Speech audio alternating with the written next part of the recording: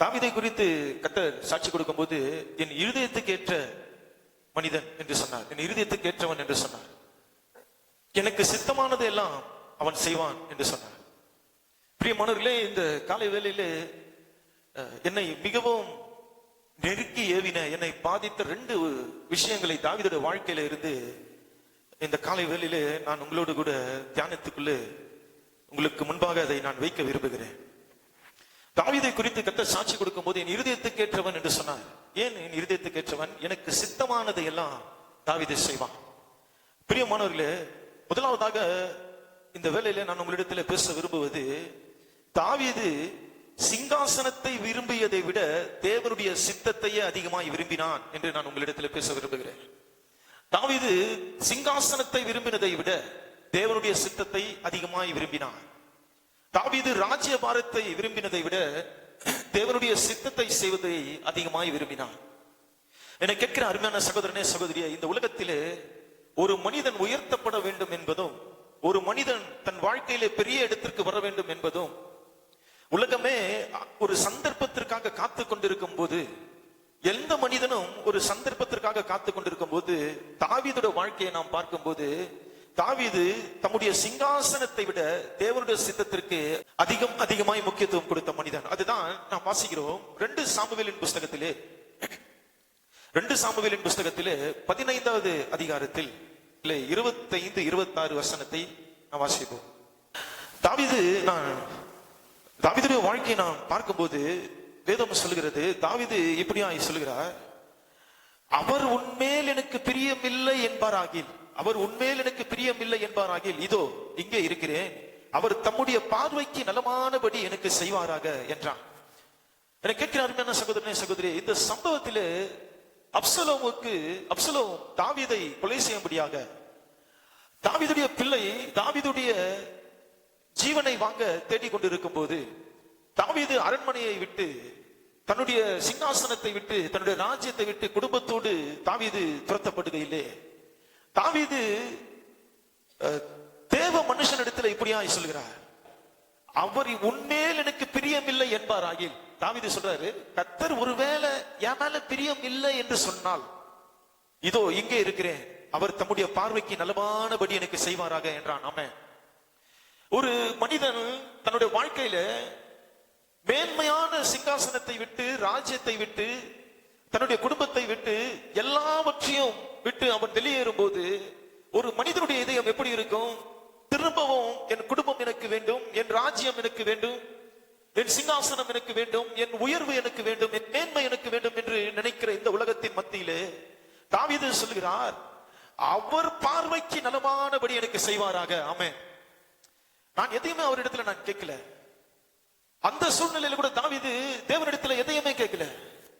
தாவீது கேட்பது எல்லாம், உன்மேல் எனக்கு பிரியமில்லை என்று சொல்லிட்டாருன்னா, இதோ இங்கே இருக்க, அவர் தம்முடைய பார்வைக்கு நலமானபடி எனக்கு செய்வாராக என்றான். ஆமென். பிரியமானவர்களே, எத்தனை தேவ பிள்ளைகளுடைய இதயம் இந்த காலை வேளையில தேவனுக்கு முன்பாக இப்படி இருக்கும்? தேவனிடத்திலே எதையோ ஒன்றை கேட்டுக்கொண்டே இருக்கிற இதயமாக உன்னுடைய இதயம் இருக்கிறதா? அல்லது என்னுடைய விருப்பத்தை விட, என்னுடைய சித்தத்தை விட தேவனுடைய சித்தமே என்னுடைய வாழ்க்கையா இருக்க வேண்டும் என்கிற எண்ணம் உங்களிடத்தில் இருக்கிறதா? அதனாலதான் நான் சொல்லுவேன், சிங்காசனத்தை விரும்புவதை விட தேவனுடைய சித்தத்தை அதிகமாய் தாவீது விரும்பினார். அந்த சிங்காசனத்தை விட, அந்த உயர்வை விட, அந்த ராஜ்ய பாரத்தை விட தாவீதுக்கு மிக மிக பிரியமானது எது என்று சொன்னால் தேவனுடைய சித்தம். இங்க எல்லோரும் கூடி அமர்ந்திருக்கிறோம். வாயை நாம் திறக்கும் போது நாம் சொல்லுவோம், எல்லாம் தேவனுடைய சித்தம் தான், எல்லாம் தேவனுடைய சித்தம். எத்தனை பேருடைய வாழ்க்கை தேவனுடைய சித்தத்தை நோக்கி காத்து கொண்டிருக்கிறது? என்னுடைய சொந்த இஷ்டத்திற்கு என்னுடைய வாழ்க்கையை நான் வாழாமல், எந்த விருப்பத்திற்கு என்னுடைய வாழ்க்கையை நான் வாழாமல், எத்தனை பேருடைய வாழ்க்கை தேவனுடைய சித்தத்தை நோக்கி காத்து கொண்டிருக்கிறது? எத்தனை பேருடைய வாழ்க்கை தேவனுடைய சித்தமே என்னுடைய எதிர்காலம் என்று காத்துக் கொண்டிருக்கிறது? நம்முடைய வாயை திறக்கும் போது நாம் பொய்யாய் சொல்லுகிறோம், எல்லாம் தேவனுடைய சித்தம் என்று. ஆனால் தாவீது சொல்லுகிறார், எந்த சூழ்நிலையில தாவீது சொல்லுகிறார், தம்முடைய ராஜ்யபாரம், தம்முடைய சிங்காசனம், தம்முடைய குடும்பம், தம்முடைய எல்லா மகிமை போய் அழுகையாய் முக்காடை தலையில முகத்தை மூடிக்கொண்டு தாவீது போகிறான். அவனுடைய இதயம் எல்லாம் ஒன்றே ஒன்றுதான் விரும்புகிறது, அவருடைய பார்வைக்கு நலமானபடி செய்வாராக. என் பார்வைக்கு நலமானபடி அல்ல, அவருடைய பார்வைக்கு நலமானபடி. இந்த எண்ணம் உள்ளவர் எவரோ அவரே கர்த்தரை சரியாய் ஆராதனை செய்கிறார் என்று அர்த்தம். இந்த எண்ணம் யாருக்கு இருக்கிறதோ அவருடைய பார்வைக்கு நலமானபடி செய்வாராக. பிரியமானவர்களே, என்னுடைய வாழ்க்கை என்னுடைய பார்வைக்கு நலமானதா அல்ல, அவருடைய பார்வைக்கு நலமானதா இருக்கணும். என்னுடைய எதிர்காலம் அவருடைய பார்வைக்கு நலமானதா இருக்கணும். என்னுடைய எல்லா செயல்களும் எனக்கு பிரியமானதா இருக்கக்கூடாது, எனக்கு நலமானதா இருக்கக்கூடாது. நான் நினைக்கலாம் இப்படி நடந்தா நலமா இருக்கும், இப்படி நடந்தா நலமா இருக்கும், இதை செய்தா நலமா இருக்கும், அதை செய்தா நலமா இருக்கும். இந்த 1 கிலோ 200 கிராம் மூளையில எவ்வளவு? ஏறக்குறைய 1 கிலோ 200 கிராம் மூளையில பெரிய பெரிய விஷயத்தெல்லாம் நீங்க யோசிச்சு உட்கார்ந்து கொண்டிருக்க வேண்டிய அவசியமே கிடையாது. நம்முடைய மூளை மிக மிக குறுகினது. நம்முடைய சிந்தனை எல்லாம் மிக மிக குறுகியது. தேவனுடைய ராஜ்யபாரம் மிக மிக பெரியது. பிரியமானவர்களே, அவர் சமுத்திரத்தை உண்டாக்கும் போது அவர் சமுத்திரத்தை பார்த்து சொல்லுகிறார், இம்மட்டம் வா. அந்த அலையை பார்த்து சொல்லுகிறார், அந்த சமுத்திரத்தை பார்த்து சொல்லுகிறார், இம்மட்டம் வா, மிஞ்சி வராதே, உன் அலைகளின் பெருமை இங்கேயே அடங்க கடவுது சொன்னார். ஆமென். அது சமுத்திரத்தை பார்த்து தேவன் சொன்ன வார்த்தையா? இல்லை பிரியமானவர்களே, நமக்கு அது தேவன் பாடமாக எழுதி வைத்திருக்கிறார். மிஞ்சி வந்து விடாதே. உனக்கு ஒரு வரையறையை தேவன் வைத்திருக்கிறார். உன்னுடைய வாழ்க்கையில ஒரு வரையறை இருக்கிறது. தேவன் ஒரு எல்லைகளை வைத்திருக்கிறார். மிஞ்சி வராத.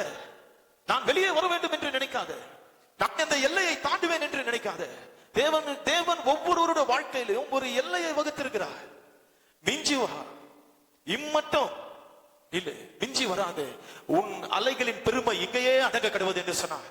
இன்றைக்கு மனிதர்கள் பெருமையினாலே தான் தேவனுடைய சித்தத்துக்கு மிஞ்சினவர்களாக, தேவனுடைய திட்டத்துக்கு மிஞ்சினவர்களாக, தேவனுடைய வார்த்தைகளுக்கு மிஞ்சினவர்களாக, நம்ம எல்லா விதத்திலும் அவர் வைத்த எல்லைகளை விட்டு வெளியே போவதற்கு நாம் காத்துக் கொண்டு இருக்கும் போது அநேக விஷயத்திலே நாம் நஷ்டம் அடைந்தாலும் தேவனுடைய சித்தத்தை நோக்கி நாம் திரும்புவதே இல்லை. தாவீது சொல்கிறார், அவருடைய பார்வைக்கு நலமானபடி செய்வாராக. ஏன்னா தாவீதுக்கு நன்றாக தெரியும், ஆடுகளின் பின்னால் அலைந்து கொண்டிருந்த தாவீது, ஆடுகளின் பின்னால் ஓடிக்கொண்டிருந்த தாவீது ஒருபோதும் தேவனிடத்தில் எனக்கு சிங்காசனத்தை தாரும் என்று கேட்கவில்லை, எனக்கு ராஜ்யபாரத்தை தாரும் என்று கேட்கவில்லை, எனக்கு குடும்பத்தை தாரும் என்று கேட்கவில்லை, எனக்கு அரண்மனையை தாரும் என்று கேட்கவில்லை. தாவீதுக்கு தேவனே அவருடைய பார்வைக்கு நலமானபடி செய்தார்.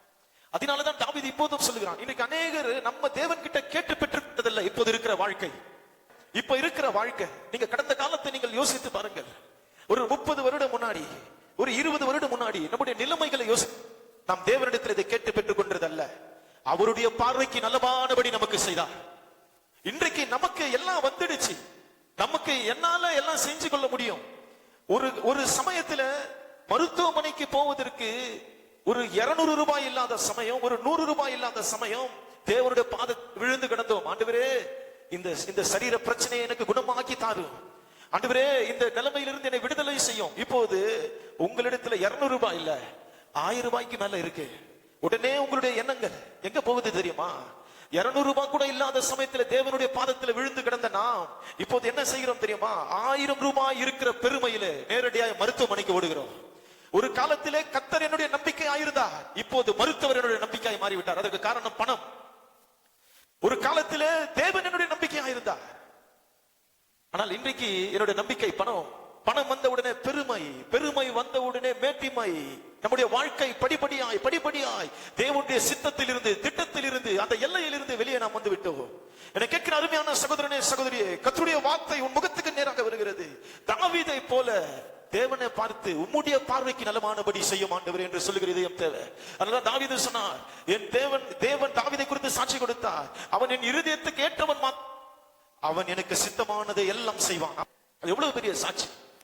எனக்கு சித்தமானது எல்லாம் அவன் செய்வான். இந்த பூமியிலே தேவன் ஒவ்வொரு நாளும் மனிதர்களை தேடுகிறார். எதற்காக தெரியுமா? சுவிசேஷம் சொல்ல அல்ல, பிரசங்கம் பண்ண அல்ல, ஊழியம் செய்ய அல்ல, அற்புதங்கள் அடையாளங்கள் செய்ய அல்ல. ஒவ்வொரு நாளும் தேவன் இந்த பூமியில மனிதர்களை தேடுகிறார். எதற்காக தெரியுமா? தம்முடைய சித்தத்தை செய்ய மாட்டார்களா என்று. ஆமென். அவருடைய சித்தத்தை செய்ய. அதனாலதான் நான் சொல்லுவேன், தாவீது சிங்காசனத்தை விட, அவனுடைய சிங்காசனத்தை விட தேவனுடைய சித்தத்தை அதிகமாக விரும்பின மனிதன். என்னை கேட்கிற அருமையான சகோதரனே, சகோதரியே, உன்னுடைய வாழ்க்கையில உனக்கு தேவன் வேலைகளை கொடுக்கலாம், ஒரு நல்ல உத்தியோகத்தை உனக்கு கொடுத்திருக்கலாம், நல்ல குடும்பத்தை கொடுத்திருக்கலாம், நல்ல வீட்டை கொடுத்திருக்கலாம், வசதிகளை கொடுத்திருக்கலாம், நல்ல விஷயங்கள் உனக்கு தேவன் எதை வேண்டுமானாலும் கொடுத்திருக்கலாம். ஆனால் உன்னுடைய எண்ணங்கள், உன்னுடைய சிந்தைகள் எப்படி தெரியுமா இருக்கணும்? தாவீதை போல தேவன் எனக்கு கொடுத்தவைகள் அல்ல, அதை கொடுத்த தேவனே எனக்கு எல்லாவற்றிலும் முதலிடம், அவரே எல்லாவற்றிலும் எனக்கு முக்கியமானவர், அவருடைய சித்தமே என்னுடைய வாழ்க்கை. அதுதான் தேவ பிள்ளைகளுடைய வழி. தாவீது அப்படிப்பட்ட வாழ்க்கை வாழ்ந்தவர். அதனாலேதான் ஒரு மனிதன் உச்சகட்ட அவமானத்திலே போகும்போது கூட, ஒரு மோசமான வாழ்க்கையின் சூழ்நிலையில போகும்போது கூட தாவீது சொல்லுகிறார், அவருடைய பார்வைக்கு நலமானபடி செய்யட்டும்.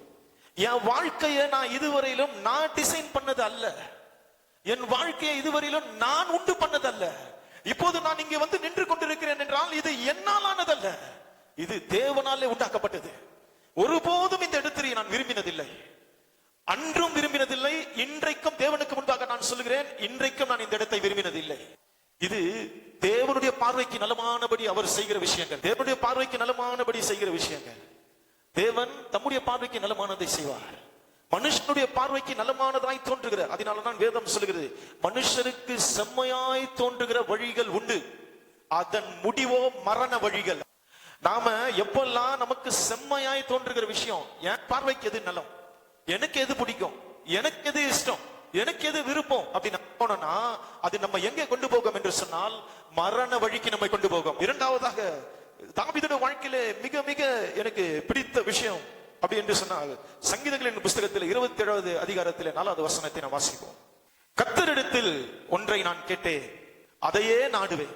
நான் கர்த்தருடைய மகிமையை பார்க்கும்படியாகவும் அவருடைய ஆலயத்தில் ஆராய்ச்சி செய்யும்படியாகவும் என் ஜீவன் உள்ள நாளெல்லாம் கர்த்தருடைய ஆலயத்தில் தங்கி இருப்பதையே நாடுவேன்.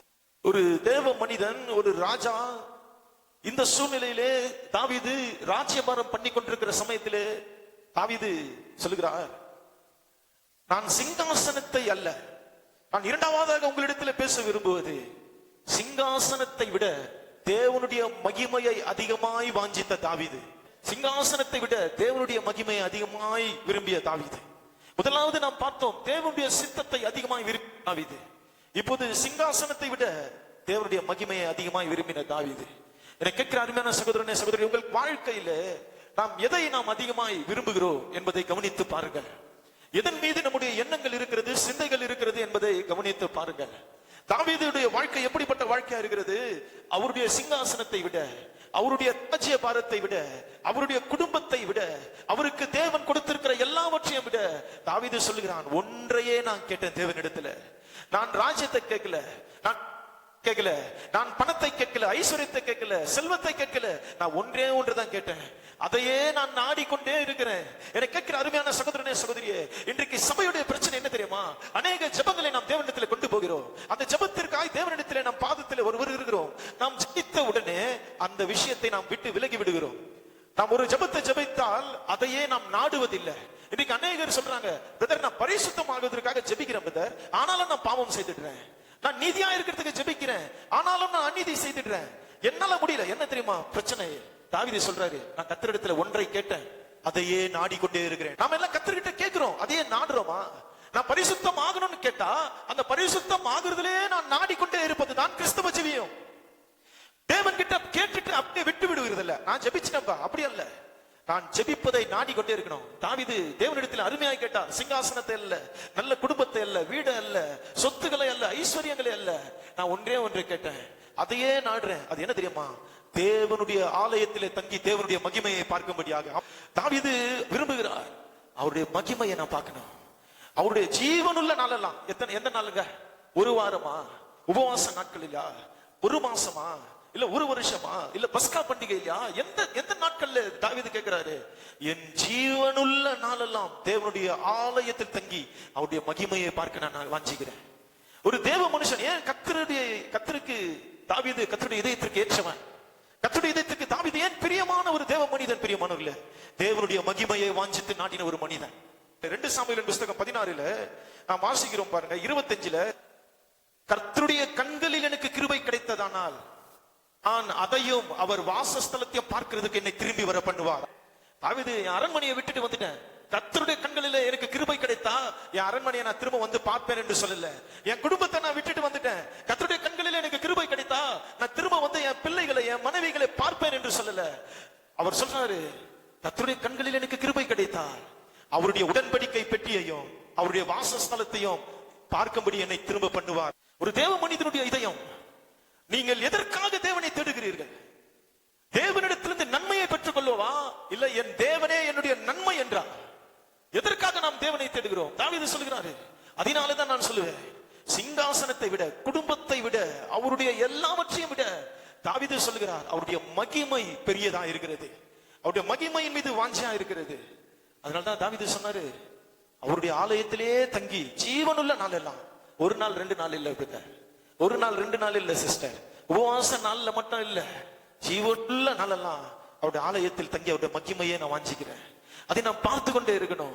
என் தேவனுடைய மகிமையை நான் பார்த்து கொண்டே இருக்கணும். ஆமே, அவருடைய மகிமையை நான் பார்த்து கொண்டே இருக்கணும்.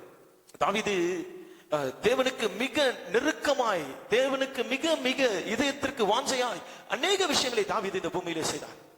தாவீதை போல ஒரு மனிதன் தேவனுக்கு முன்பாக இந்த பூமியிலே ஜீவனம் பண்ணது மிக மிக கர்த்தருடைய பார்வையில் அருமையா இருந்தது. முக்கியமாக தாவீது எல்லா சூழ்நிலைகளிலும் தேவனுடைய சித்தத்தை தேடின மனிதன், தேவனுடைய சித்தத்தை தேடின மனிதன். அநேக தடவை நான் உங்களிடத்தில் பேசியிருக்கிறேன். தாவீதுடைய குடும்பம் சிக்லாகிலே இருக்கும்போது அமலேக்கியர்கள் வந்து அந்த குடும்பத்தை, தாவீதுடைய குடும்பத்தை எல்லாவற்றையும் பிடித்துக் கொண்டு போய் விட்டார்கள், எல்லா பொருளையும் பிடித்துக் கொண்டு போயிட்டாங்க. தாவீது கேட்கிறார், தன் மனைவிகள், தன் குழந்தைகள், தன்னுடைய செல்வங்கள், ஆடு மாடுகள் எல்லாம் பிடித்துக் கொண்டு போயிட்டாங்க. ஒரு சராசரி மனிதன், ஒரு குடும்ப தலைவன், தான் செத்தாலும் பரவாயில்லை, என்னுடைய பிள்ளைகளும் மனைவிகளும் என்னுடைய எல்லாவற்றையும் பிடித்துக் கொண்டு போயிட்டாங்கன்னு பின்னாடி ஓடுற மனிதனை தான் இந்த உலகம் பார்த்திருக்கோம். ஆனா பரலோகம் முதல் தடவையாக தன் குடும்பத்தின் பின்னால ஓடாம கர்த்தருடைய சமூகத்துக்கு ஓடின மனிதனை பரலோகம் அன்றைக்கு தான் பார்த்தது. பிரியமானவர்களே, என் மனைவிகளை பிள்ளைகளை மீட்கும்படிக்கு அந்த தண்டின் பின்னால ஓடாத தாவீது கர்த்தருடைய சமூகத்தில் போய் கேட்கிறான், நான் பின்தொடர வேண்டுமா? ஆமென். ஒரு தேவ மனிதன் ஜீவித்திருப்பான் இந்த உலகத்துல. இன்னைக்கு நம்ம இஷ்டத்துக்கு எல்லாம் செய்யறோமே, நான் சொல்றது நடக்கலனா, நான் சொல்றது சரியில்லை, நான் சொல்றது நடக்கல, நான் சொல்றது யாரும் கேட்கலனா, நாம எல்லாம் உண்மையா சொல்றோம். பிரியமானவர்களே, வீட்டுல என் தம்பி இருக்கிறான், நீங்க கேட்டு பாருங்க, என் விருப்பம் இல்ல, என் சித்தம் இல்ல, என்னுடைய இஷ்டம் இல்ல, கர்த்தருக்கு எது சித்தம் அதை தான் நம்ம தேடணும். ஆமே, எல்லா சூழ்நிலையிலும் சொல்லுவேன், உன்னுடைய விருப்பம் அல்ல, என்னுடைய விருப்பம், தேவனுக்கு எது விருப்பம். ஒரு சூழ்நிலைகளிலே நமக்கு நேர்படுகிற சூழ்நிலைகளில் எல்லாம் நாம ஏதோ ரொம்ப புத்திசாலி மாதிரி, ரொம்ப ஞானி மாதிரி, நம்ம இதை செஞ்சிடலாம், அதை செஞ்சிடலாம், இப்படி பண்ணிடலாம். இல்லை பிரியமானவர்களே, இந்த மூளையை வைத்து நீங்கள் இன்றைக்கு முன்னுக்கு இந்த இடத்துக்கு வரல, அவருடைய பார்வைக்கு நலமானபடி செஞ்சபடினால் நம்ம வந்திருக்கிறோம். ஆமே, அவர் இன்னும் நமக்கு நலமானபடி செய்வாராக. எப்போது? என்னுடைய மூளையை சார்ந்து கொள்ளாமல் அவரை நான் சார்ந்து கொள்ளும் போது. தாவீதுடைய வாழ்க்கையில தாவீது சொல்றாரு, என் மனைவிகள் போயிட்டாங்க, என் பிள்ளைகள் போயிட்டாங்க, அது பின்னாடி ஓடாம தேவனுடைய சமூகத்துக்கு ஓடி போய் அந்த தண்டை நான் பின்தொடரணுமா அப்படின்னு கேட்கிற ஒரு மனுஷன் பரலோகம் முதல் தடவையாக பார்க்கிறது. பரலோகம் முதல் தடவையாக பார்க்கிறது. இப்படி ஒரு மனிதன் இந்த பூமியில வாழ்ந்திருக்கிறான். ஆமே, ஆமேன்னு சொல்ல மாட்டோமா? சொல்ற தேவனுடைய சித்தத்தை அறிந்து கொள்ள துடிக்கிற மனிதன், தேவனுடைய மகிமையை வாஞ்சிக்கிற மனிதன். தாவீதுடைய வாழ்க்கையில பாருங்க, பெலிஸ்தரோடு தாவீதுக்கு ஒரு யுத்தம் நடக்கிறது. பெலிஸ்தர்கள் ரெப்பாயிம் பள்ளத்தாக்கில பெலிஸ்தர்கள் வந்து இறங்குகிறாங்க.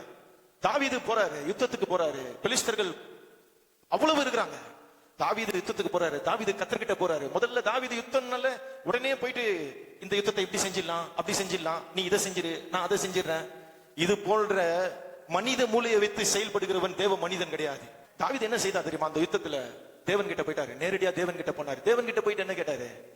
பெலிஸ்தர்கள் எடுத்த அந்த யுத்தத்திற்கு போகும்போது கர்த்தர் சொல்றாரு, நீ எழும்பு போ, நான் எல்லாரையும் உங்ககிட்ட ஒப்பு கொடுப்பேன்றாரு. தாவீது எழும்பு போறாரு, கர்த்தர் பெலிஸ்தர்களை ஒப்பு கொடுக்கிறார். ஆமே, அதே பள்ளத்தாக்கு, அதே எதிரிகள், அதே பெலிஸ்தர்கள், திரும்பவும் தாவீதோட படை வந்து நிக்குது. ஏற்கனவே கர்த்தர் சொல்லிட்டாரு, நீ எழும்பி போனா நான் அவர்களை உங்ககிட்ட ஒப்பு கொடுக்கிறேன்னு சொல்லிட்டாரு. அதே இடம், அதே எதிரி நிக்கிறாங்க. தாவீது திரும்பவும் கர்த்தர்கிட்ட ஓடுறாரு. கர்த்தர் தான் ஏற்கனவே சொல்லிட்டாருப்பா செய்யறேன்ட்டு, திரும்ப திரும்ப ஏன் போனோம்? இல்ல, தாவீது சொல்றாரு, கர்த்தர்கிட்ட போறாரு, இப்போ நான் போகணுமா அப்படின்னு கேட்கிறாரு. கர்த்தர் சொல்றாரு, வித்தியாசமா ஒண்ணு சொல்றாரு, முசுக்கட்ட பூச்சி செடியின் நுனியில ஏறி செல்லுகிற இறைச்சலை நீ கேட்கும் போது நீ புறப்பட்டு போ என்று சொல்றார். அப்போது அவர்களை நீ முறியடிப்பா என்று சொல்றாரு. அப்போ ஒரு ஒரு ஒரு யுத்த களம் முதல் தடவையா உலக சரித்திரத்துல எதிரிகளை பார்த்து யுத்தம் போடாம தாவீது முசுக்கட்ட பூச்சியை பார்த்துன்னு இருக்காரு. தாவீதுடைய வெற்றி எங்க இருக்குது? எதிர்க்க இருக்கிற எதிரிகளை பார்க்காத தாவீது எதை பாரு? முதல் தடவை ஒரு யுத்தம் நடக்குது இந்த பூமியில. அந்த யுத்தம் எப்படி நடக்குதுன்னா, தாவீது சொல்றாரு, எல்லாம் உட்காருங்க, எல்லாம் உட்காருங்க, முசுக்கட்ட பூச்சி செடி நுனியில் மேல ஏறுதா பாருங்க. எல்லாம் பாப்பாங்க, ஏ தாவீது என்ன பண்ணின்னு இருக்கிற? பெலிஸ்தர்கள் வந்து நின்னு இருக்கிறாங்க, பூச்சி பின்னாடி சுத்தின்னு இருக்க. இல்ல இல்ல, தேவன் பூச்சி பின்னாடி போறியா பெலிஸ்தர் பின்னாடி போறியான்றது முக்கியம் அல்ல. தேவனுடைய வார்த்தையை நாம் செய்யும் போது ஜெயம் நம்முடையது என்று தாவீது அறிக்கை செய்தான். அநேகருக்கு சின்ன சின்ன விஷயம், முசுக்கட்ட பூச்சி. நான் பெரிய விஷயங்களை யோசிப்பேன், நான் பெரிய விஷயங்களை நினைப்பேன். கர்த்தர் சொல்றாரு, முசுக்கட்ட பூச்சி ஜெயத்தை தரல, என்ன கவனிங்க, கர்த்தருடைய வார்த்தைக்கு கீழ்ப்படிதல் தான் ஜெயத்தை கொண்டு வரும். தாவீது அதை நன்றாய் அறிந்திருந்தார் எல்லா சூழ்நிலையிலும். அதனாலதான் தாவீது எல்லாம் கர்த்தரே சாட்சி கொடுத்தார், எனக்கு சித்தமானவைகள் எல்லாம் அவன் செய்வான். தாவீது இதயம் தான் அப்படிப்பட்ட ஒரு இதயம். தாவீது தேவனுக்கு முன்பாக அந்த மகிமையை வாஞ்சித்து வாழ்கிற ஒரு மனுஷன். இது போல ஒரு மனுஷன் இந்த பூமியில கிடையவே கிடையாதுங்க. கட்டில்ல பத்துன்னு இருக்காரு, அவங்க வீட்டுல ஒரு கட்டில்ல பத்துன்னு இருக்காரு.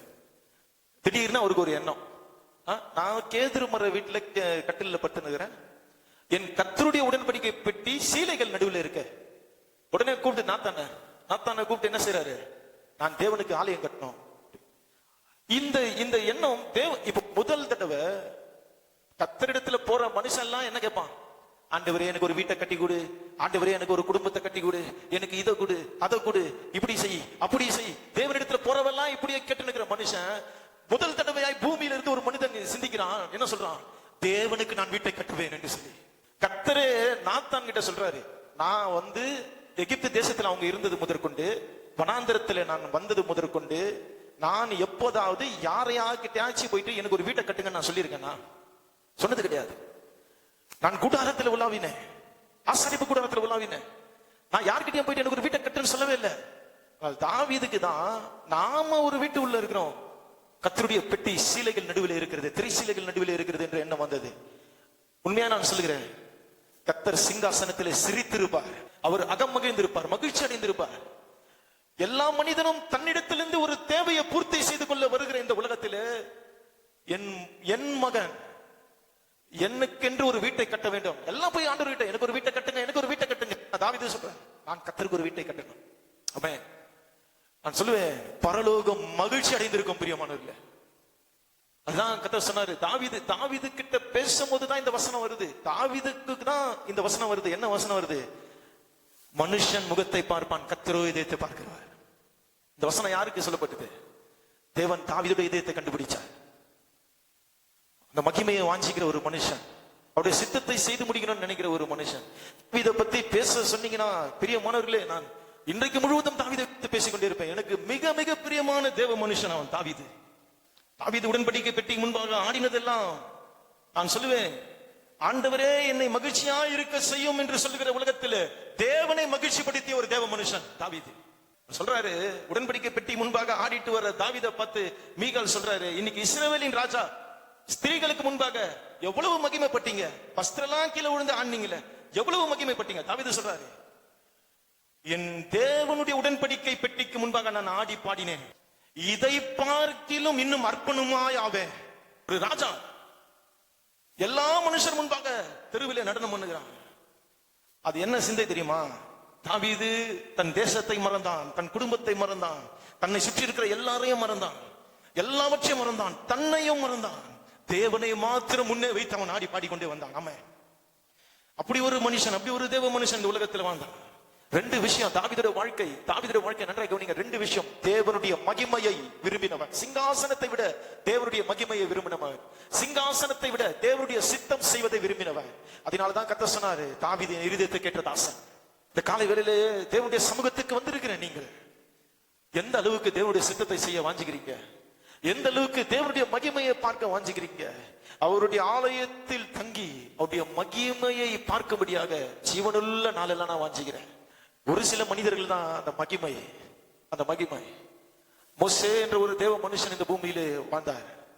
கர்த்தர் சொன்னார் மோசே கிட்ட, செங்கடலை பிளக்கிற, கண்மலையை பிளக்கிற எல்லா அதிகாரத்தையும் வல்லமையும் மோசே கையில தேவன் கொடுத்தார். மோசே கிட்ட சொன்னாரு, உன்னை கானான் தேசத்துக்கு நான் கொண்டு போவேன். பாலும் தேனும் ஓடுகிற தேசம், அது மலைகளும் பள்ளத்தாக்குகளும் உள்ள தேசம், அது தவறாமல் தன் கன்னியை கொடுக்கிற தேசம். இப்படி ஒரு தேசத்துக்கு நான் உங்களை கொண்டு போறேன், நீதான் இந்த கூட்டத்திற்கு தலைவனா இருந்து நடத்த போகிறாய் என்று எல்லாம் சொல்லி கர்த்தர் கூட்டின்னு போறாரு. மோசே கேட்கிறான், கானான் தேசமா, பாலும் தேனும் ஓடுகிற தேசமா? அந்த தேசம் எப்படி இருக்குமா, அப்படி இருக்குமா? மோசே கர்த்தர்கிட்ட கேட்டான், உம்முடைய மகிமையை எனக்கு காண்பித்தருளும்.